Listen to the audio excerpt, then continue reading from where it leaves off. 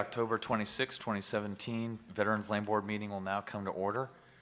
First, actually, before we begin,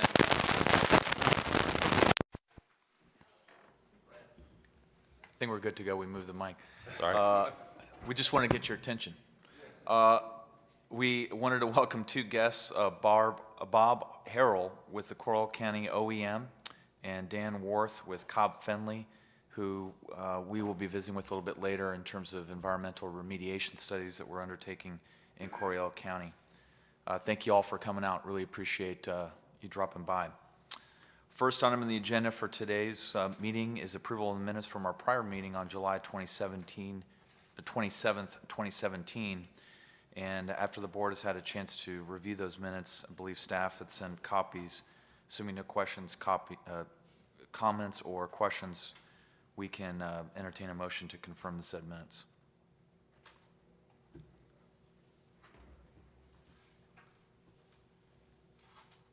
I have no changes in all motion. I'll go ahead and second. All those in favor? Aye. Those against? Motion is made, second, and carries unanimously to approve the minutes. Next item on the agenda is number 2, as stated. Thank you, Mr. Chairman. Members, for the record, I'm Rusty Martin, Chief Investment Officer.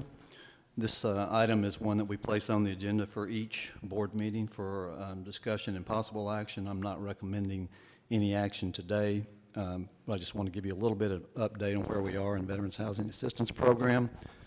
Current base rate in the program is 3.58%, which is 45 basis points below our benchmark.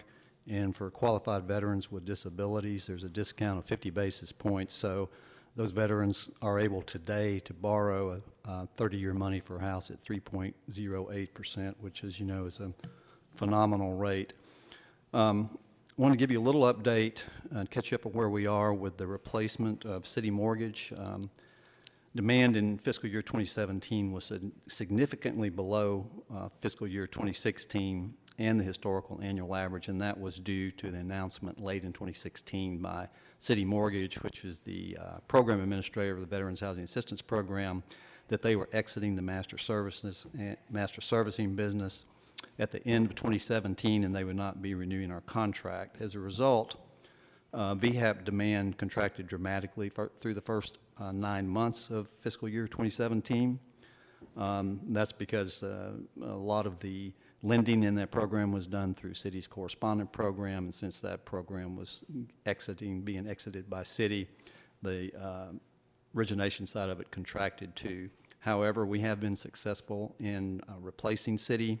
We now have 2 new replacement administrators, one on the loan origination side, which is Gateway Mortgage, and one on the master servicing side, which is Nation-Star Mortgage.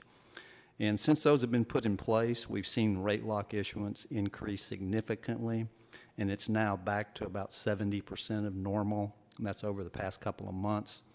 So that's indicating to me that we're progressing towards a recovery to historical demand rates. Therefore, I'm not requesting any changes at this time. We'll continue to monitor the program demand and report back to you periodically. But I would say we're over the hump, we're on track now, and I fully expect that program's going to return to normal demand, which would be somewhere between $500 and $600 million a year.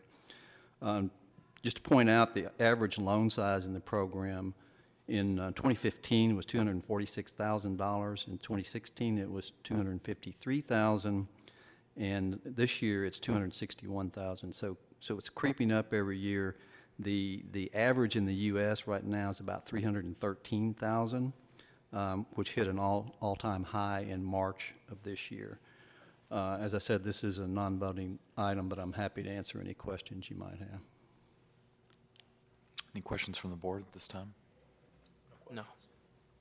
No questions at this time. Thank you, Rusty. Next item on the agenda is number 3. Thank you, Mr. Chairman. Members, this is an item that we place on the agenda when it's available, when the report's available at the request of the auditors. This is a non-voting item also, informational only. This is the quarterly investment report for the period ended June 30, 2017. I'll just give you a brief summary of economic conditions at that time. Second quarter U.S. GDP increased at an annual rate of 3.1% in that quarter after increasing 1.2% in the first quarter. Unemployment rate ended the quarter at 4.4%. The FOMC once again slightly increased its Fed funds target rate by 25 basis points in mid-June from a target range of 75 to 100 basis points to 1% to 1.25%. They also decided to maintain their policy of reinvesting principal payments on maturing securities in agency mortgage-backed securities and rolling over maturing Treasury securities at auction. However, they did indicate that they expect to begin implementing a balance sheet normalization program this year, and that will gradually reduce the Fed securities holdings by decreasing reinvestment of the principal payments from those securities. So that is something that's probably going to happen before the end of the year. Might put some upward pressure on rates. We will see. They still continue to expect that the economic conditions are going to evolve in a manner that warrants only gradual increases in Fed funds rate. Thus, that rate is probably going to still remain low for a pretty long time, and it may prevail as a low rate for the very long run. We just don't know at this point. They're going to base those decisions on actual incoming economic data as they go along. As far as the portfolio is concerned, just to briefly remind you, the strategy of this portfolio is not total return. It focuses primarily on providing liquidity and cash flow that's necessary to meet continued loan demand and debt service payments. It focuses only secondarily on maximizing a total return. The portfolio is primarily composed of high-quality commercial paper, short to medium-term Treasury notes, agency notes, and taxable municipal bonds. The duration during the period went from 5.01 to 4.89 years. We're targeting an average duration of approximately 3.5 to 4 years during 2017. That duration jumps around quite a bit because there are 2 periods during the year, in June and December, where we make large debt service payments, so that has a great impact on the duration of the fund. If you'll turn to the page that has the tables on it, I'll give you the comparisons with the benchmark for the period. Total return for the quarter was 0.76% versus 0.19% for the benchmark. Total return year-to-date is 1.28% versus 0.40% for the benchmark.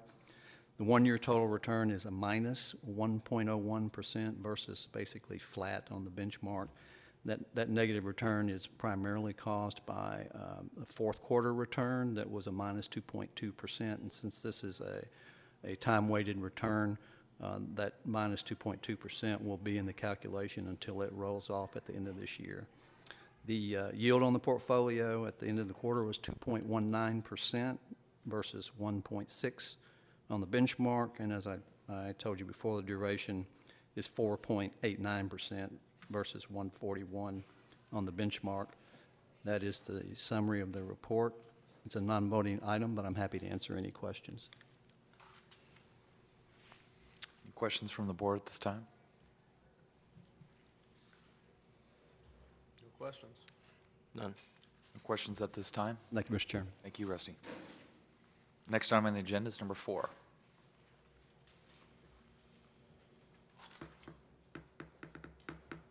Good morning, Mr. Chairman, members of the board. For the record, my name is Charlotte Mumford. There are no appeals before the board today. Considering there are no appeals, this is a non-voting item, so we can move forward to next item on the agenda, number 5.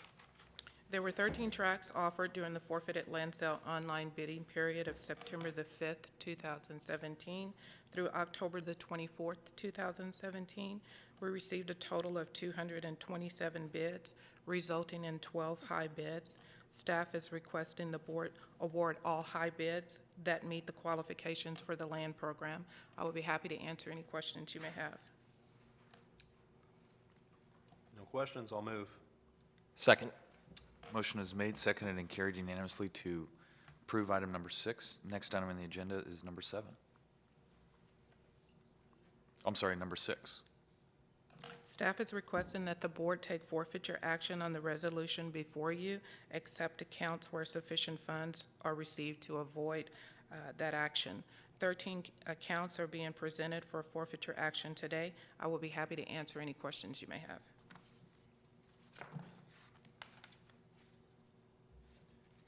The top name here, J. Allen, Yes. looks like there's a huge disparity in the number of payments that he's delinquent, 117. How did it get that high? Can you give us a little background on that? I don't actually have any background on that account, but I can get that information for you. It could be that he has been reinstated previously or had previous forfeiture action, but I can get that detail for you. And the same with the last one on the list, Ideen, that has 55, so those just seem like pretty far outliers. I'll double check those numbers and get back with you on that. Okay. Thank you very much, Charlotte. Yes.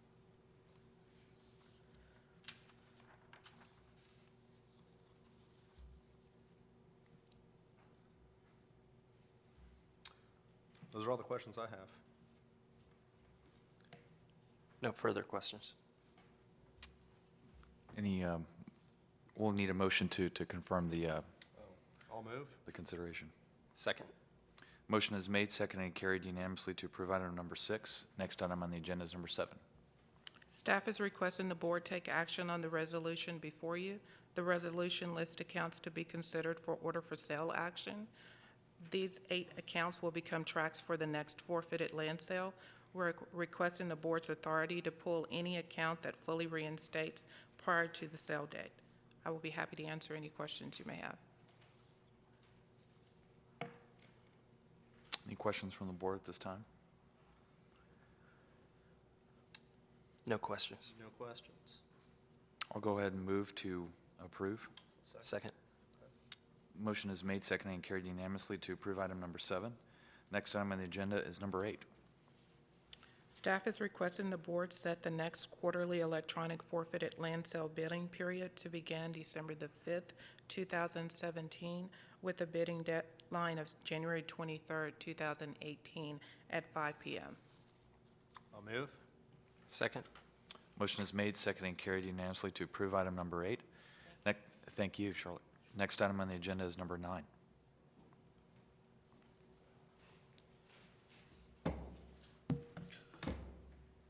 I'm Bill McLemore, the Deputy Director of the Land and Housing. This is a non-action item. This is the end of year, fiscal year 17 performance report of the loan operations team's achievements towards the established annual performance goals. It identifies the established FY 2017 team performance goals, provides a performance comparison with the previous fiscal year. The key components of the report measures loan production in terms of dollar value of loans closed, number of loans closed, and processing time from contract to closure. And that's an average processing time over the year. The land loan production report for FY 17 shows that the loan production in terms of dollar value of land loans closed exceeded the established goal by 5%. In terms of the number of land loans closed, although we exceeded fiscal year 16's production by 3%, we still fell short of the FY 17 goal. The home improvement loan production, in terms of dollar value of loans closed, exceeded the goal by a whopping 25%, and exceeded the number of home improvement loans produced by 3%, but also fell short of the established goal we had for that production. That's the year that we went from $25,000 up to $50,000.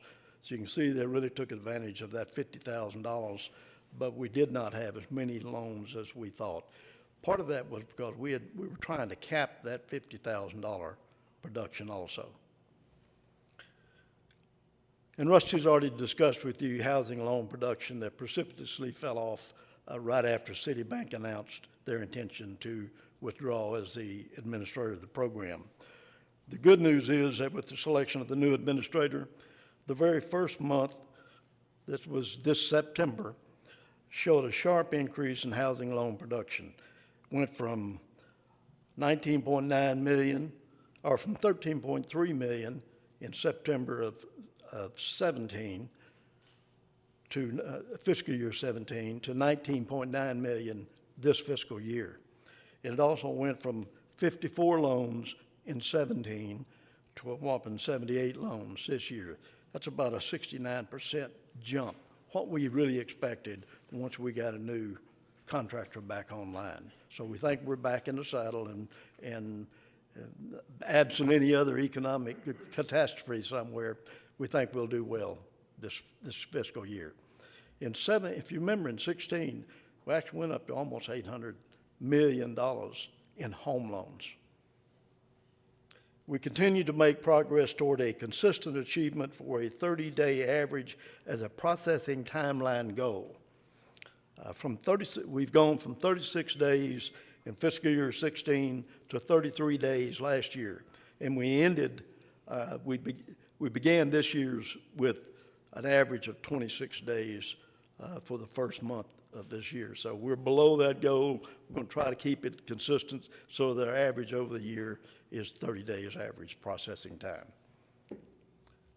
That completes my briefing. Do you have any questions?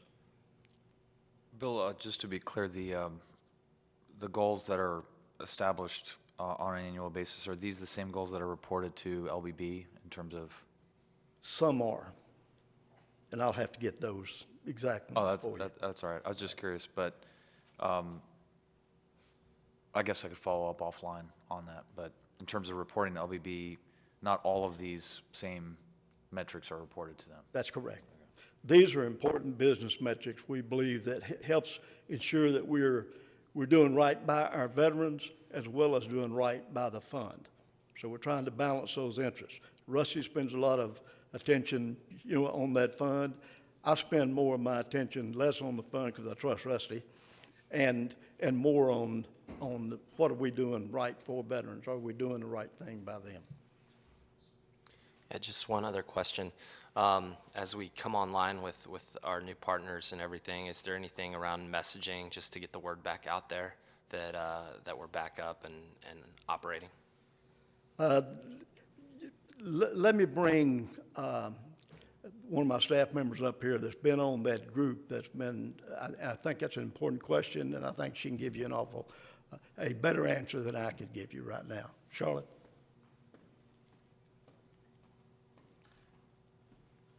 Gateway Mortgage, they'll be working with our marketing team to get the lenders re-engaged again. Okay, thank you.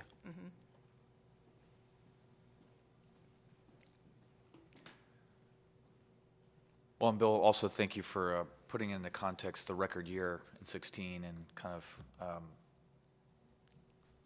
distinguishing a record year from an average year, I guess, in the mid 500 million ballpark range. I think that provides a little bit more context for folks and shows that y'all are still producing quite a bit of loan closings. It's been an interesting year, sir. Any other questions from the board? Thank you, sir. Thank you. Next item on the agenda is number 10. Mr. Vargas. Anthony Vargas, Office of General Counsel, presenting item number 10, which is an informational item, it's not a voting item, as we do not have a recommendation for the board to vote on today. If you'll recall from the last meeting, the board approved. Go ahead. Yeah. The board approved an expenditure to conduct a site assessment on the Coryell County tract owned by the VLB that currently has tires upon the tract. The GLO selected one of our pre-qualified engineering firms, Cobb Finley and Associates, based on their demonstrated competence and experience in conducting site assessments, and they offered a fair and reasonable price for the site assessment. The work order issued to Cobb Finley was $44,000, $996.62, well below the amount that the board authorized. In order to determine the volume of tires on the tract, Cobb Finley needed to make two inquiries. The first was, what is the volume of the visible tires on the tract? And then number two, there were concerns that some tires may have been buried, so they had to determine whether any tires had indeed been buried. To answer the first question, Cobb Finley deployed a LiDAR camera-equipped drone to conduct reconnaissance and survey over the site. I was present for that site visit with the drone flyover, and it was an impressive piece of equipment that they utilized in that reconnaissance. Utilizing the data that resulted from the drone footage, Cobb Finley currently estimates between 203,603 tires on the tract and 254,504 tires on the tract. Keep in mind, this is well below the original estimates that have been in the file for this tract of land. Those estimates were based on lay opinions, so we finally got a professional opinion out there to go and estimate the volume of tires on the tract. So that is that's the good news, that it's well below our initial estimates. However, the issue with that is that the bid we received for cleanup was based on 900,000 tires. And so given that this is a dramatically reduced scope, we will need to revisit the overall scope for cleanup, and therefore it's recommended that we not award the current bid for cleanup at this time. To answer the second question, Cobb Finley employed a subcontractor, Daniel B. Stevens and Associates, an environmental firm, and they utilized a front-end loader backhoe combination piece of heavy equipment to go out and dig some trenches in the areas surrounding the tire pile. And what those trenches showed us, first of all, if you'll recall, and if you can look at Figure 1 of the Cobb Finley letter, which is this. Which page is that, Mr. Roy? That would be page 3 of the memo. The handwriting? No, it would be a map with Cobb Finley's stamp on there. It's just above the pictures. Yeah, I got it. Okay. You can see that the tire pile is arranged in a horseshoe shape, for lack of a better term. And so on the exterior of the tire pile, Cobb Finley, or Daniel B. Stevens and Associates, their subcontractor, utilized the heavy equipment to dig trenches along the outsides of the pile and do some scraping. And their determination on the outsides of the pile is that around 2 feet below the tire pile, there's solid limestone, so it's unlikely at the outer edges that there are any tires buried at those points. On the interior edges of the horseshoe, there is a dirt berm, which is approximately and varies between 4 and 7 feet high. It is unknown the reasons why the landowner constructed the berm. We can speculate that he was attempting to contain the pile, or that he was attempting to block the visibility of the pile from the road traffic. But the berm there was concern that the berm was created from a pile of tires. That turned out not to be the case. It looks more likely that doing several trenching digs throughout the berm. It looks like that there may have been some tire, when he created the berm, there may have been some tires scattered on the outside of the pile that he didn't bother to pick up, but he rather just pushed those tires into the berm. So there are a few tires buried within that berm, but that amount appears to be minimal, and we will work with TCEQ to ensure and get the proper permitting that those tires can remain buried in the berm. So moving forward, we have a few action items that we'll need to work on before we can make a recommendation to the board. First of all, Cobb Finley's report is preliminary. We conducted the site visits on October 5th and October 10th, so they haven't had adequate time to fully analyze the data, but given their initial analysis, they're coming up with the estimate between 203 and 250,000 tires. So they'll need to finalize and put their stamp on that number.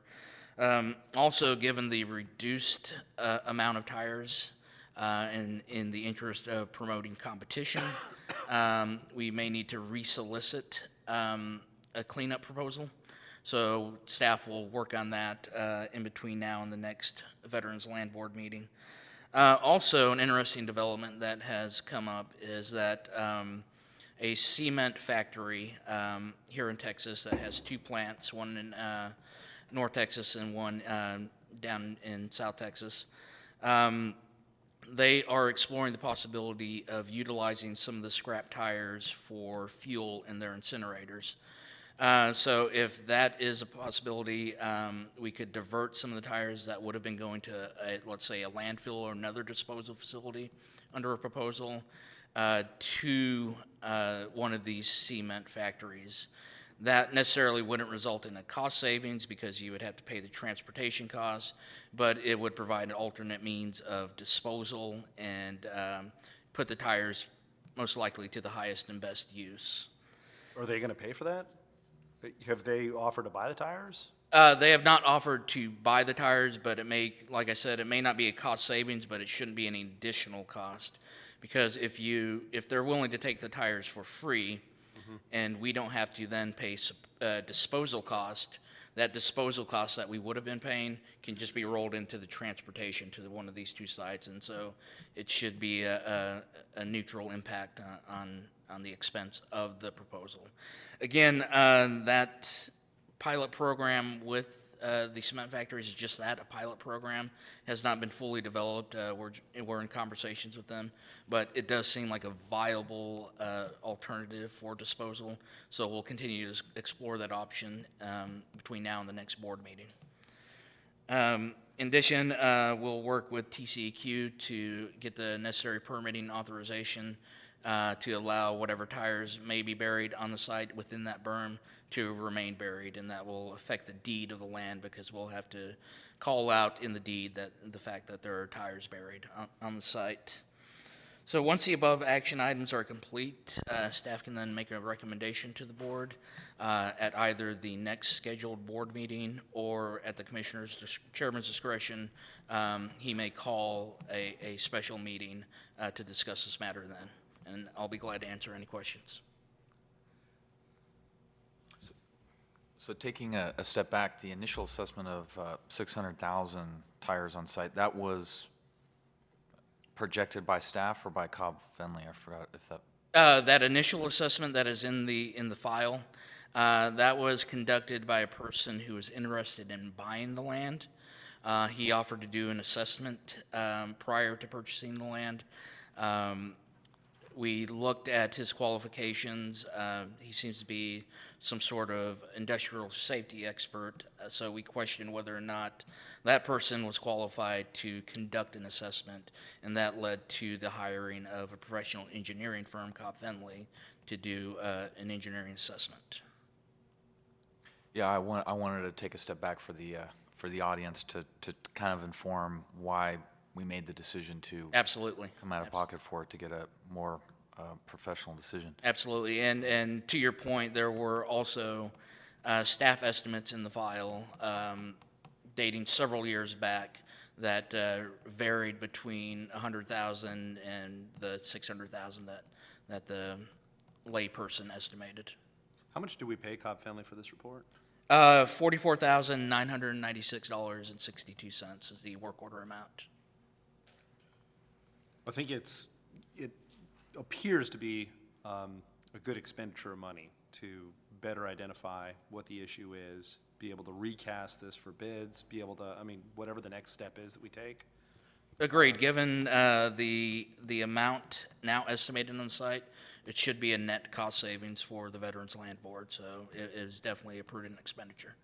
Yeah, I also just wanted to agree with you about the rebid process there. I think that's a great opportunity.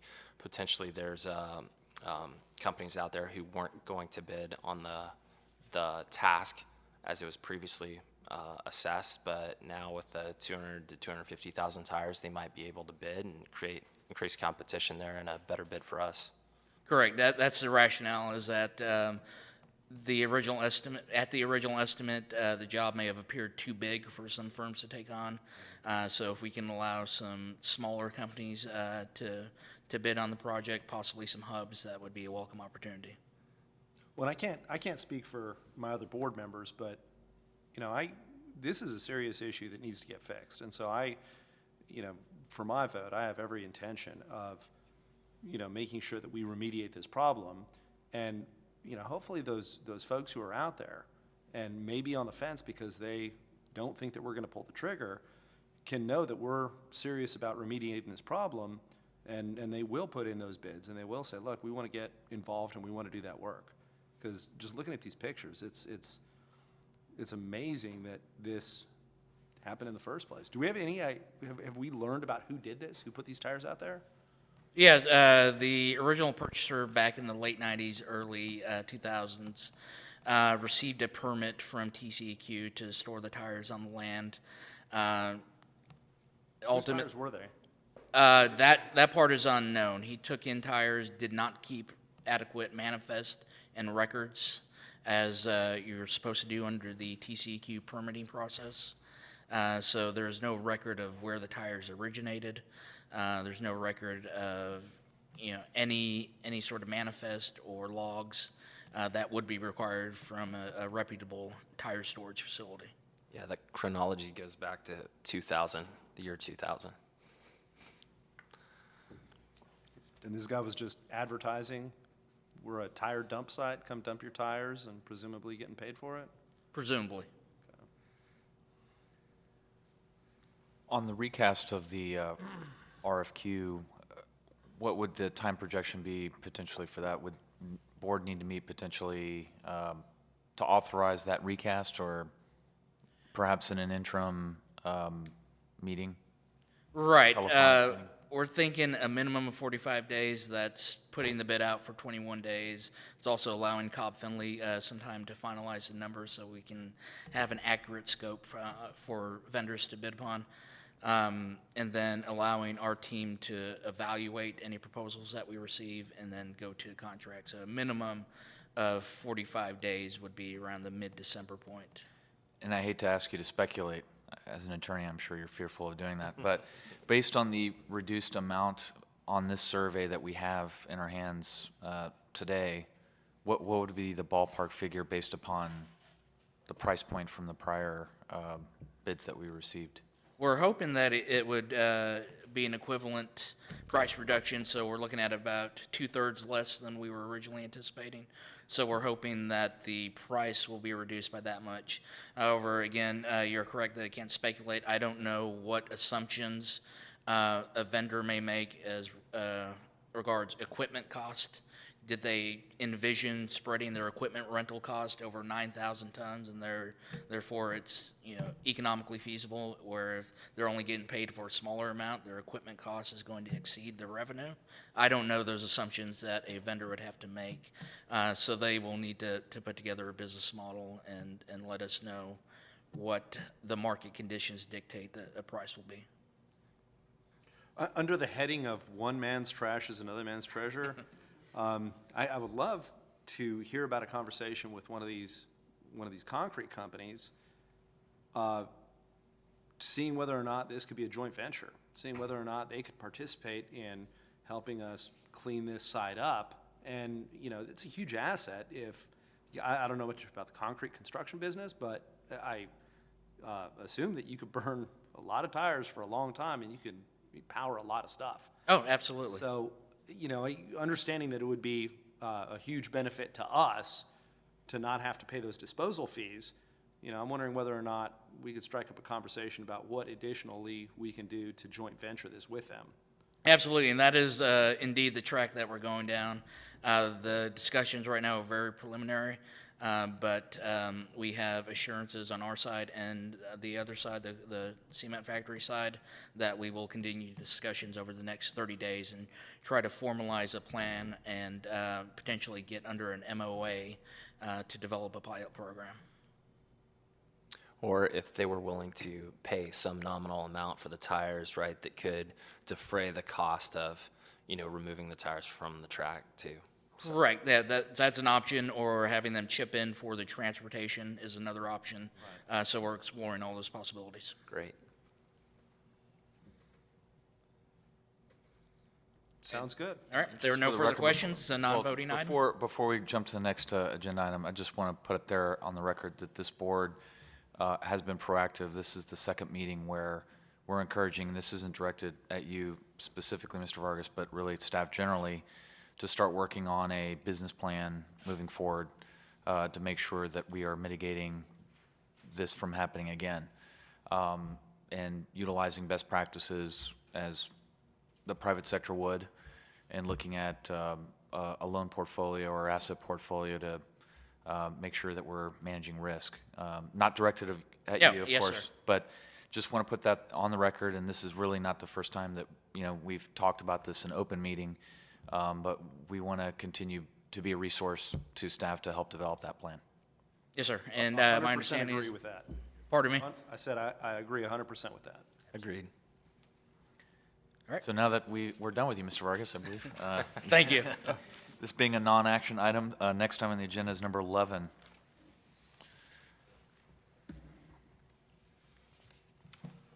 Again, Bill McLemore, Deputy Director of Land and Housing. This is an information item to inform you of VLB's approach to provide relief to Hurricane Harvey victims, and in general, all victims of disasters. In times of disasters, the Veterans Land Board has always been willing to extend every consideration to delinquent borrowers, provided they cooperate, act in good faith, and make arrangements to resolve the default. Most recently, in 2017, the VLB contract with the new Master Servicing Division of NationStar continued the program guidelines that provides relief and forbearance guidance to not only the master servicer, but also to the 13 participant servicers that work for them, for in-state disasters, including Hurricane Harvey victims that may be facing delinquency and foreclosure. In practice, the guidelines attempt to prevent foreclosure by encouraging participant servicers to work out loss mitigation solutions with borrowers. Participant servicers must identify the nature of the hardship and determine whether it's a temporary or permanent in nature, and then to offer a loss mitigation option that will yield the most positive result for the borrower. Such arrangements or loss mitigation relief efforts include, but are not limited to, repayment plans, forbearance agreements, and loan modification. These three allow them to keep the home. And then sales for less than the amount owed, compromise sales, or deeds in lieu of foreclosures, they would lose the home but have no adverse impact on their credit score for attempts to buy a future home. In declared disasters, initial consideration by participant servicers to apply the guidelines commence upon the federal designation of a disaster area, and they may continue by the participant servicers. Those are the first line of defense, those 12 participant servicers, for the first 6 months thereafter. So for the first 6 months, we're depending on those participant servicers. And during this initial time frame, the guidelines allow the servicers the authority to grant direct relief after documenting the hardship, documenting the ability to make planned payments for the future, and then after consulting with the insurer, they're allowed to enter into those repayment plans or agreements. And they do that with the borrowers. Subsequently, after 6 months, to continue those initial agreements promulgated by the participant servicers, a concurrence review must be completed by the master servicer. And that's NationStar for us now. Is that for the deferment? The deferment of payments? For any actions that they want to go forward on. All of those actions that I mentioned are possibilities depending on the circumstances. But for 6 months, the participant servicers themselves can work with them and work out the agreements. After 6 months, if it's going to last longer than 6 months, though, they're going to have to get a concurrence by by NationStar. Finally, plan agreements greater than 18 months cannot be approved unless the master servicer obtains prior approval by the VLB. So you can't make it and then get concurrence. You got to get prior approval by the VLB if you think this is going to last past 18 months. We had good conversations with the U.S. Department of Veterans Affairs, the Deputy Secretary of the VA, Tom Bowman, with the Commissioner a couple of weeks ago, and he really assured us that their 25% agreement is going to be valid as long as we are still trying to work on mitigating those losses. So they're not going to leave us, and that loan guarantee of about 25% is going to be there if and when we ever need that thing. So this gives us good assurances for most of our loans, because about 95% of all of our loans are VA-approved loans. So we've got that. HUD does the same thing.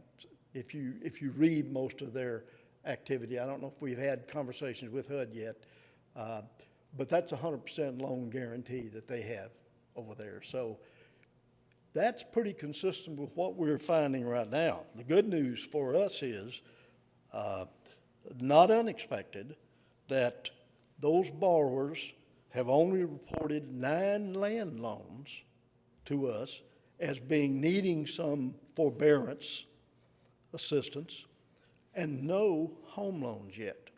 That's not unexpected. That's the same way it was with the fires. That's the same way it was with Hayes County and those, whether it's a home loan or a home improvement loan at 0%. And of course, we hadn't made that decision. You all haven't made that decision yet to allow 0% home improvement loans for the future. You did that for Hayes County.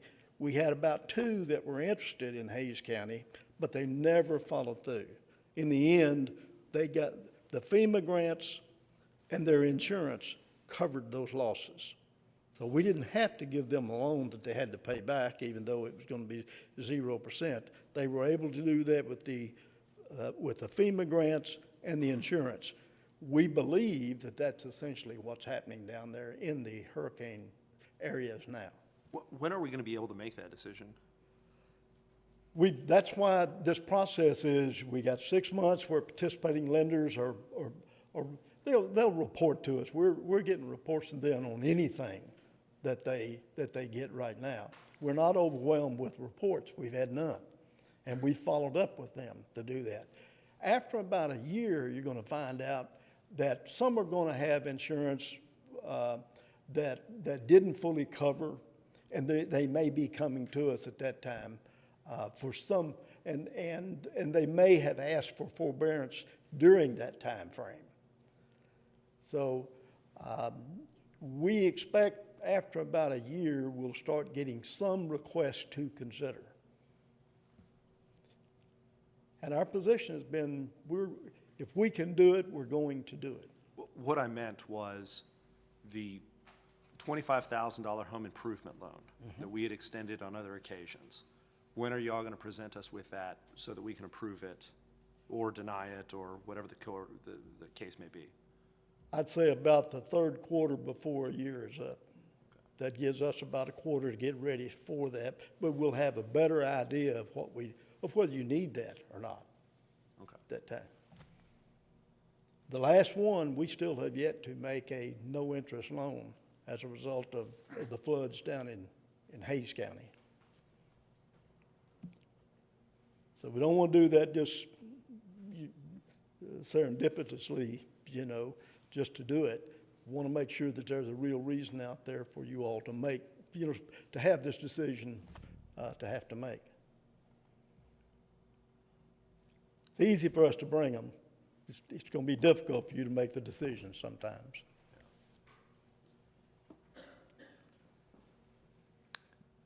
Having driven through a lot of those neighborhoods and seen the trash piled up, I would say that there is it's hard to calculate what the need is because the need is so great. You know, a $25,000 home improvement loan isn't going to make a big deal to a lot of folks.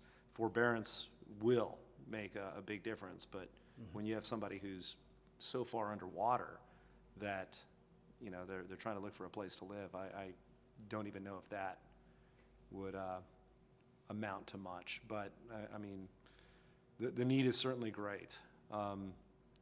But at the same time, understanding that, you know, we have a system set up and you know, we need to make sure that the longevity of that system, the longevity of the fund is maintained. But, you know, thank you for putting focus on this. And as Nation Star or these servicers have these conversations, are we just monitoring their activity with our veterans? Because I guess up to that 18-month point, they kind of have the responsibility for deciding how they want to deal with it and how they want to provide for those veterans in that situation. I guess I'm just trying to make sure that we have some oversight to those conversations and that it's the veterans are being treated fairly by our master servicer and other servicers. The answer is, I want to assure you that we are the oversight. Okay.